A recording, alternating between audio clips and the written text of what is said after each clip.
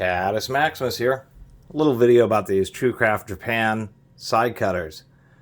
Truecraft was kind of a little bit cheaper, more of an off-brand.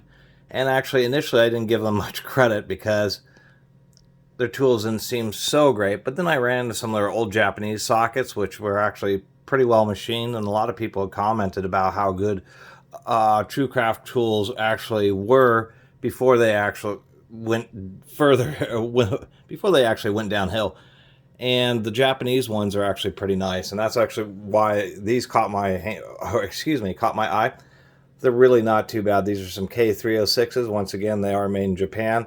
We got top 71G. I don't know what that means, but the rivet's nice and tight. And what actually caught my eye is these are a nice chrome plated set. We do have a little bit of chipping of the chrome. Actually, that may be some buildup there, but a little bit of chipping of the chrome. Overall, not too bad. These things also work pretty good.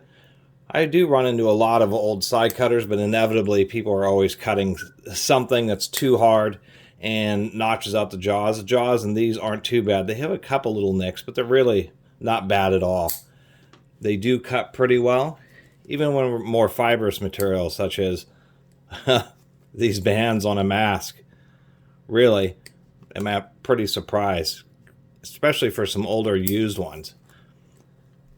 If we do compare to some other units, we can see that they do cut more flush. We can see how the grind is really pretty close to the surface. They are properly arced a little bit, just so that you can get a little bit closer. Like these insulated Quins from Harbor Freight, we can see that the notch, as compared to these, is just quite a bit deeper, so these just don't cut as flush. We can also see the teeth are just quite a bit more blunt versus these on the Truecraft. So the Truecrafts really aren't too bad at all. Here I have some Protos. These are definitely not quite as good as Protos. Definitely a lot more meat, but they do share some of the similar design characteristics. Even though the Protos do get even more flush on the side than these Truecrafts, the Truecrafts really aren't bad. I really like the way these feel. Hard to find these when they're in all chrome plated. Pretty symmetrical grinding. One thing I did notice is they did a good job grinding on the inside of the handles too. So anyway, that was just a little video about these Truecraft Japan side cutters that are actually surprisingly a lot better than than a person might initially expect. And that was my impression about Truecraft tools. But now that I've got some sockets and now these side cutters, I'm starting to realize that actually Truecraft tools really aren't so bad at all, and maybe you should give them a second look, especially if you can find some that are in pretty decent shape.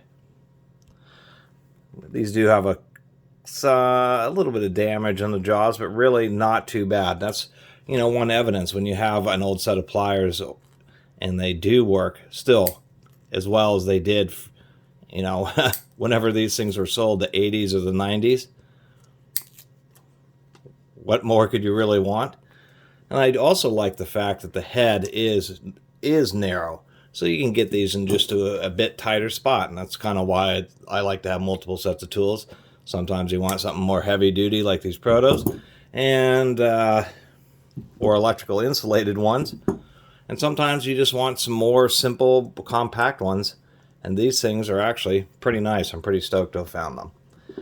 Anyway, just liked sharing, wanted to share that with you all.